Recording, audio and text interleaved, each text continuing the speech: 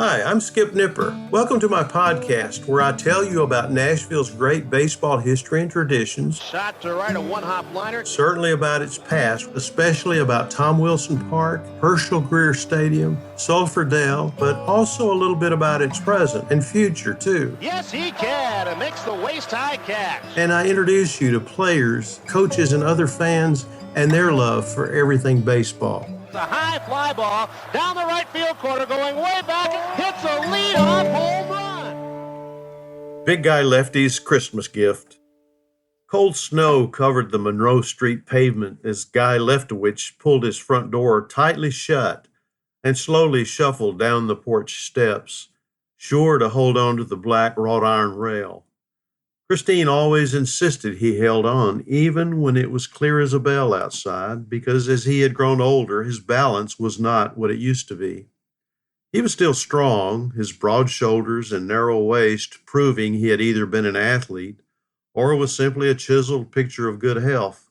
At the age of 68, he was both. He stood 6'6", and at 225 pounds, the left-hander had been an ominous presence in his Nashville uniform 20 years ago. Standing at home plate in spring training once, his 40-ounce bat in his grip, Chuck Dressen, manager of the Nashville Vols ball club, took one look at him and said, "You're a pretty big guy, Guy." And when other players heard that, he was forever known as Big Guy. Teammates shortened his last name to Lefty, after lovingly teasing him as teammates do. "Hey, which is it, Big Guy? Leftowich? Rightowich? Which away?" they chided. Always present was a gleaming smile on his face. He loved to play baseball, so it didn't matter much that his buddies teased him like that. His real name was Abner Ulysses Leftowich, but his dad called him Guy since he was born. "Hey, look at the big guy." Neither his father nor fellow players would stand for calling him Abner or Ulysses, so Big Guy Lefty it was. Before venturing out of the house, he checked the temperature from the gadget he and Christine placed outside their kitchen window when they first purchased the bungalow in Germantown. A fan gave it to them as a housewarming gift, a handmade wooden contraption with a thermometer in a vertical groove and a clock below. It read 12 degrees, but the clock hands were frozen at 7:11 p.m., and he knew that certainly wasn't right, but it could have been the time when the temperature dropped below freezing. When he reached the sidewalk, he saw the entire neighborhood was covered in at least 8 inches of pure white snowfall. The road's smooth surface told him no one was bold enough to drive this morning, and since it was already 9:30 a.m., he doubted many would risk getting out at all today. "I probably should have broken tradition and gone yesterday," he muttered to himself. He and Christine made a ritual of going grocery shopping every Christmas Eve morning. Alone, with no children to visit them during the holidays, they would spend the rest of their day in the kitchen. Christine kept his mother's recipe cards, and in the morning they would go through them together, picking their favorites to make for lunch on Christmas Day. They would sip spiced eggnog with rum and snack on Christmas treats in the evening. Christine passed away 9 months ago. It was a long time for one to be ill like that, nearly 2 years. She was never sick a day in her life until her energy, vitality, humor, friendship, companionship, and lastly, her breath was taken by cancer. For 45 years, Guy and Christine had spent every waking moment together, except when he played ball for Gadsden, Tallahassee, Buffalo, or Nashville. They loved Nashville. It was their favorite city of the ones they had lived in. The home where they chose to spend their golden years together was only a few blocks away from Sulphur Dell, where he had roamed the outfield hills for nearly 20 years. The grocery was not far off, only 2 long blocks, but he continued to waddle through the snow, confident Ethan Fisher would have his store open at 6th and Taylor. "Good morning, Ethan. Merry Christmas," he told the shopkeeper as he kicked the snow from his boots and entered. The old man with the apron was standing near the counter. His right elbow settled on top of the cash register, and his other hand leaned on his hip. His small body was wrapped in a woolen sweater that was much too big. "The merriest of Christmas to you, big guy," he said. "Need some help with your list?" Guy handed him the piece of paper with things he needed, scratched on it in pencil. Christine kept a notepad by the telephone, and he had written everything down while checking the pantry. "Let's see, a dozen eggs, butter, flour, sugar, cloves, ham, a quart of milk. Is this everything?" asked Ethan. "I think so. We still have brown sugar and powdered sugar left from last year," Guy answered. The grocer gathered the things from the list and placed them in a brown paper sack while curiously searching his customers' facial expressions. He was looking for sadness or self-pity or a sense of loneliness so he could console the retired ball player, but Ethan did not see it.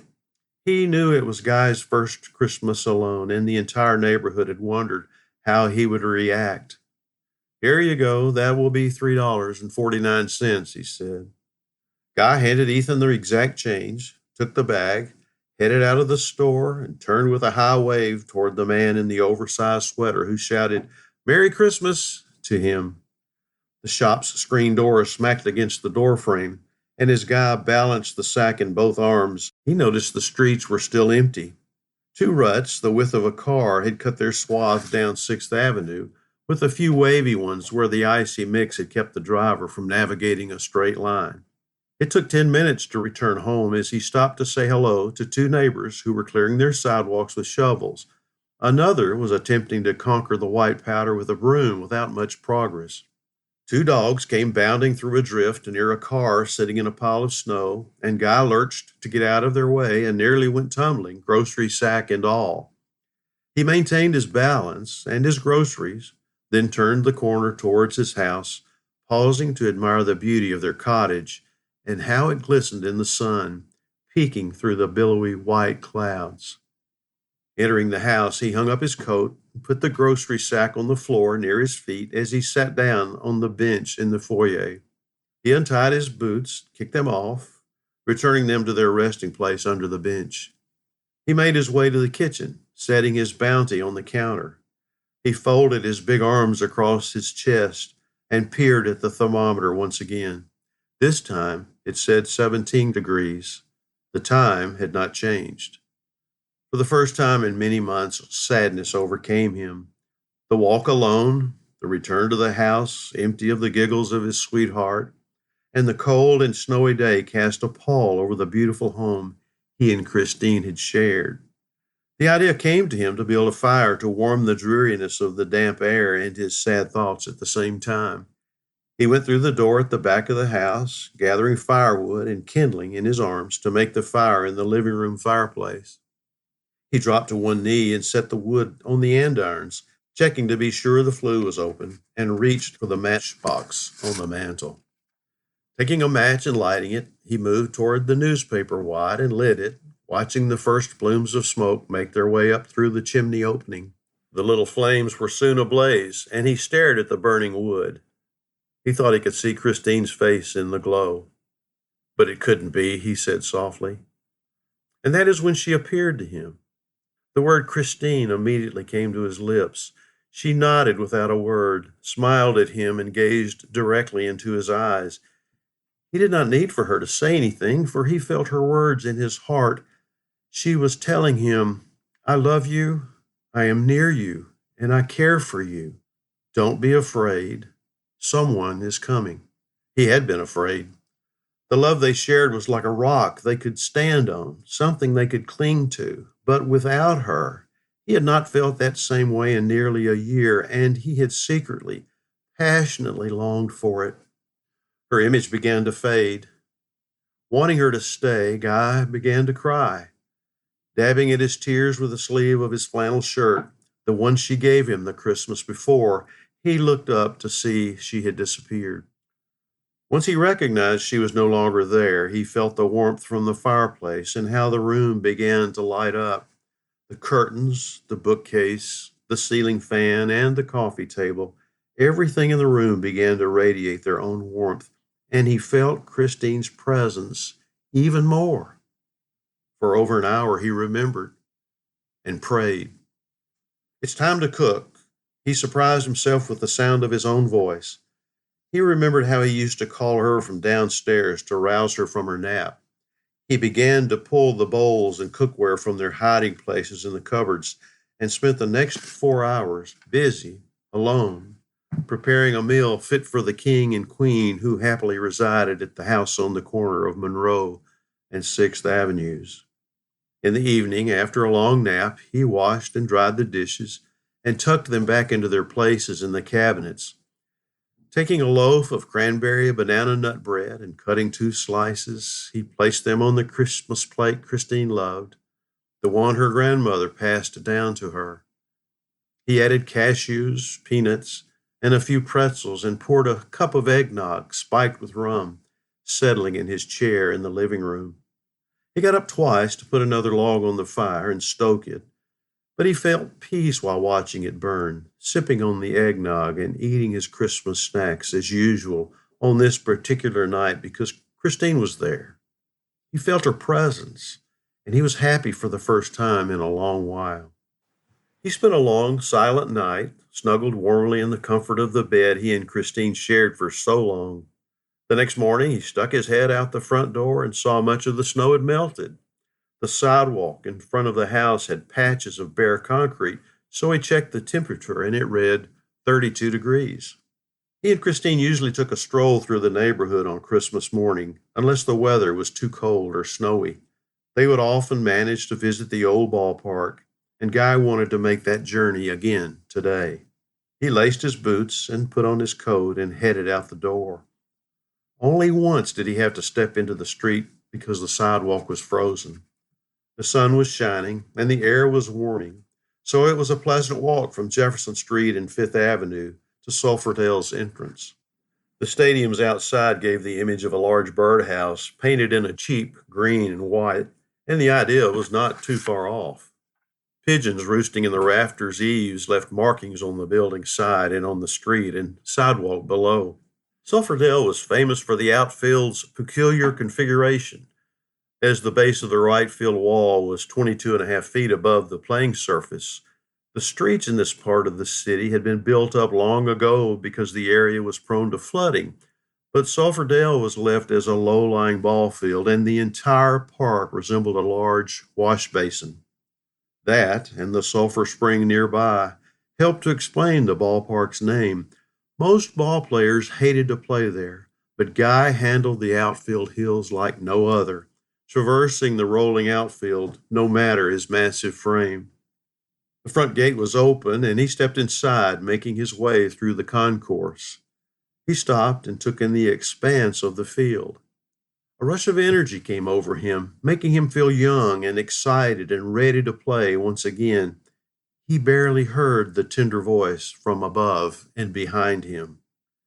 "Hey, mister," the boy said. He'd been crying, and he had something around his mouth that looked like the residue of cotton candy. "Well, hello," he replied. The youngster appeared to be 8 or 9 years old, dressed in ragged jeans, a worn sweater, and a dirty woolen jacket. On top of his head, he wore a blue baseball cap with a white S.O. sewn on it. Everything the boy wore was tinged in black soot, as if he'd crawled through a coal chute. A shout rang out from a row of seats 4 sections over. "There you are, you rascal," said a policeman. "I've been looking everywhere for you." The boy hugged tightly to the stadium chair he had chosen as a hiding place. He muffled his crying with his bare hands over his mouth. Guy recognized the officer, a security guard at the ballpark since 1927 when the grandstand was built. "What's the story on him, George?" Guy asked. At first, the old policeman did not recognize him. "Hey, aren't you big guy Lefty? The one who hit a home run every Sunday home game played at Sulphur Dell the entire season in 1948 and led the league with 65 homers that year? The one who was the only player to wear number 13 in the history of the Vols? The one who—" "I suppose that's me," he interrupted. "It's both an honor and a pox to be recognized sometimes. Don't remember me?" I'll just tell you, sometimes my memory lapses, Lefty. I think you're just about the best ball player to hit this town since Kai Kyler, the man in blue responded. Well, thank you, but I was no Kai Kyler, he said. What about the kid? The policeman returned to his reason for being there and told Guy that earlier in the day, the Stratton Orphanage brought a group of boys to the ballpark for a Christmas outing to run the base paths and sled down the outfield's snowy inclines. Peppermints and oranges were handed out to the boys, too, and when the group returned home, this one had been missing. What's your name, son? Guy asked. Hector, the boy replied sheepishly. Guy wanted to know more. Hello, Hector. It's nice to meet you. You can call me Lefty. How old are you? 9, the boy answered. What are you doing here? Are you lost? Did you forget you were supposed to go back to the orphanage with the other boys? No, I didn't want to go back there. I just want to live at this place. Guy stared into the boy's face for a few moments and then turned to the officer. Do you think you could wait here with Hector while I run home? I need to get something, and I'll call the headmaster at Stratton to let him know we've found the boy. I guess that will be okay, said the officer. Guy's legs moved as fast as they could, which was just short of a ramble. Soon he was home, opening the front door and searching through his bedroom closet without removing his coat. He found his old ball glove, one of his bats, and a couple of baseballs. He faced the front door before he realized he had not phoned the orphanage. May I speak to Mr. Denning, please? He said to the person who answered. Denning immediately came to the phone. Mr. Denning, this is Guy Leftowich. Merry Christmas. Merry Christmas to you, too. The old Nashville ball player? Asked Denning. I remember you. You were my favorite. Yes, it's me, and thank you. Hector has been found, safe and sound at the ballpark, and he is with George, the security guard at Sulphur Dell.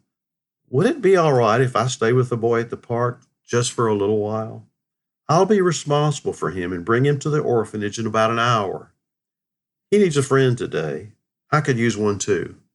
I'd like to spend a little time with him, maybe toss a ball around in the snow for a bit. George will stay there with us too. Hesitating for a few seconds, I suppose that will be all right, was the reply. Thank you, said Guy as he hung up the phone and left his house, bounding down the steps and running down the sidewalk as fast as his 68-year-old legs would take him. For the next 45 minutes, Guy taught Hector, the orphan boy, how to throw, swing the bat, and catch fly balls and grounders.